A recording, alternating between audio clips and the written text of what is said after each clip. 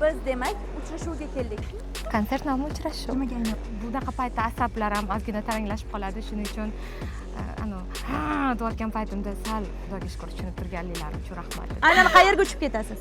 Aytmay, men to'g'risi rosa qo'rqqandim. Aytilgan 200-300 hech qanaqa unaqa pul ketgani yo'q. Dilnoz konsertda kelin salom berar ekan, uni ko'ramiz jarayonda, to'g'ri? Hamma sekretlarni ochib tashlaganmiz. Salomlarini ko'ra olmaganlar uchun armon bo'lib qolmasin deb so'm, dollar, yevro qabul qilamiz. Naboda bu joylarimizning pensiyalari kartochkaga tushgan bo'lsa, bizda terminal bor etib qo'ying.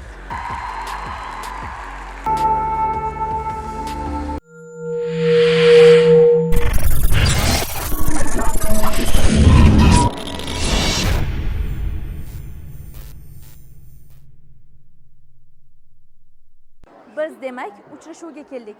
Qanaqa uchrashuv deyishingiz mumkin? Bugun aynan Xalqlar do'stligi san'at saroyida Dilnoz Hakimova konsert bermoqda. Xo'sh, jarayonlar qanaqa ketadi? Bu haqida to'liq Yashin TVda bilishingiz va ko'rishingiz mumkin. Qani ketdik. Birinchi men boshlab berdim, men davom etdi. Mana. Dilnoz, bu yilgi konsert o'tgan yilgisi bilan nima bilan farq qiladi? Bu yilgi konsert juda ko'p narsa bilan farq qiladi. Hozir o'xshashlik qidirdim, lekin hattoki duetlarimda ham o'xshashlik yo'q. Sababi o'tgan yilgi duetlardagi kuylangan qo'shiqlar bo'ladi, lekin boshqacha talqinda bo'ladi. Shuning uchun yo'q o'xshashlik. Yangi duetlarim bo'ladimi? Xudo xolisa. Bir xabar eshitdik, konsertda aynan siz haqingizda betoblar kela olmadilar deb aytdilar. Aynan betob bo'lsangiz ham buncha energiya bilan bugun qanday chiqyapsiz? Endi iloji yo'q, voy, shuncha odamni chaqirib qo'yib, sold out qilib qo'yganmiz bu yoqda. Ko'yniklarim tikilgan, raqslarim tayyor, ashulalarim tayyor, imkonim yo'q, shuning uchun 2 kun dam oldim.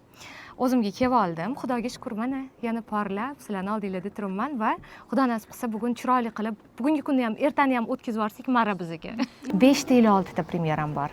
Konsert nomi uchrashuv. Nimaga aynan buni? Uchrashuv sababi o'tgan yili birinchi uchrashuv o'tkazib olganmiz. Ikkinchi uchrashuv bu safar ular уже meni tanishadi, xalq meni bilib oldi. Dilnoz deb ko'plar masalan o'ziga kashf qilib bo'ldi. Shuning uchun bunisida begona kelmaydi уже. Hamma o'zimiznikiga keladi. Shuning uchun ham yaqinlar bilan albatta svidaniya deb aytmoqchi edim. Endi o'zbekchalab chiroyli uchrashuv bo'lar ekan. Shuning uchun shunchaki qalbdan mazza qilib gaplashib, dardlashib, kulib, yig'lash kerak bo'lsa yig'lab beradigan uchrashuv bo'ladi o'zim odamlarim bilan. 2 kun oldin Instagramda stories qo'ydingiz. Meni barcha injiqliklarimga chidayapsiz deb. Nimaga bunaqa deb qo'ydingiz? Endi faraz qiling, yangi kelinsiz. Hali mana kecha 1 oy bo'ldi. Uning ichida siz 1 oydan biri endi to'g'ri eringizga ham qo'ldan kelgancha e'tibor qilasiz, lekin уже hammasi raspisini, sizni kuningiz yozilib bo'lgan. Repetitsiyangizga vaqtida borishingiz kerak, undan keyin sochingizga borishingiz kerak, undan keyin xizmatlaringizni o'tkazishingiz kerak, keyin kechga kiyimlaringizni premyerkasiga borishingiz kerak. Erim ham undan tashqari baribir bunaqa paytda asablarim ozgina taranglashib qoladi, shuning uchun deyotgan paytimda sal xudoga shukr tushunib turganliklari uchun rahmat. Turmush o'rtog'ining podeshkasi qanchalik muhim? Voy, eng kattasi shu. Ayniqsa bunaqa paytda eng kattasi yoningizdagi insonni sizni qo'llab-quvvatlash ekan. Chunki biz ayol kishimiz baribir. Har bitta gap bizga qattiq ham tegishi mumkin, bitta gap bilan xursand bo'lib ketishimiz mumkin. Ijodkor odam 2 barobar shunaqa bo'ladi. Shuning uchun sal yumshoqroq, chiroyliroq gapirsalar bo'ldi, kechgacha qon jo'shib, hamma ishlarimni qilib, kayfiyatim a'lo bo'lib qaytib kelaman. Konsertdan keyin energiyani nimadan olmoqchisiz? Damdan. Aynan qayerga uchib ketasiz?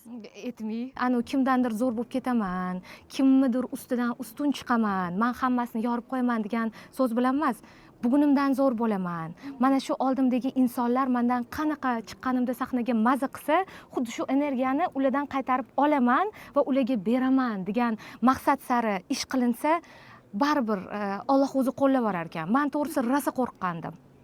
Kecha ham mana so'rashdi, qancha pul ketdi konsertingizga u bu deb. Xudoga shukr, u aytilgan 200-300 hech qanaqa unaqa pul ketgani yo'q.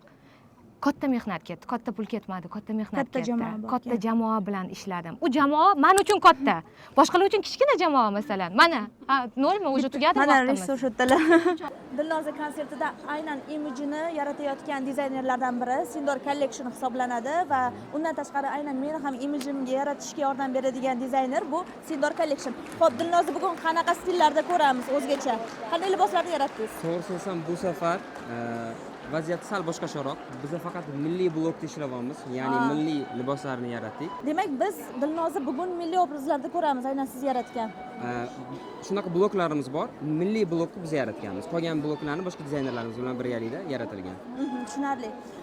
O'tgan yil ham aynan dizayn bo'yicha Sindor aka ishlagandilar. Sizni choponlaringizni ko'rgandik, juda chiroyli chiqqan edi. Bu yil ham demak Dilnoz choponda chiqishi mumkin.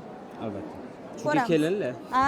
Kelin va men bitta gap eshitdim. Dilnoz konsertda kelin salom berar ekan. Uni ko'ramiz jarayonda, to'g'ri? Hamma sekretlarni ochib tashlaganmizmi? O'shada Birgalikda ko'rarmiz balki.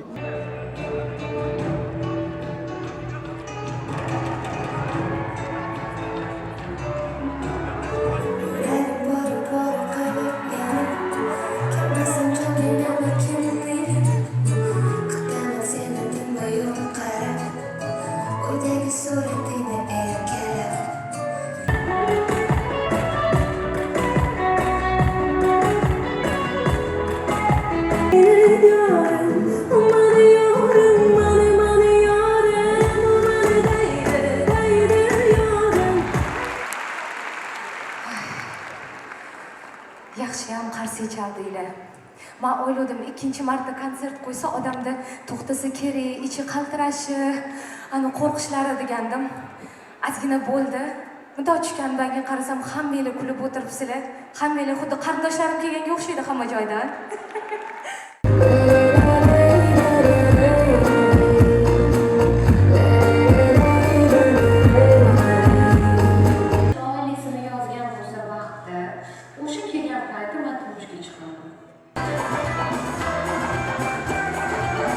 Salomlarini ko'ra olmaganlar uchun armon bo'lib qolmasin deb o'zim zo'r taklif berdim. Men aytdim, siz muxlislaringizga salom qilishingiz kerak dedim. To'g'ri aytibmanmi? Demak, shunday ekan, landi. Tayyor bo'lsangiz o'zim o'rgilib ketdik. Charchab qolganingiz yo'qmi? Mana yurtimizda 200 mingtaliklar chiqqan, bexijolat olib kelaverasizlar. So'm, dollar, yevro qabul qilamiz. Mabodo bu joylarimizning pensiyalari kartochkaga tushgan bo'lsa, bizda terminal bor, aytib qo'ying.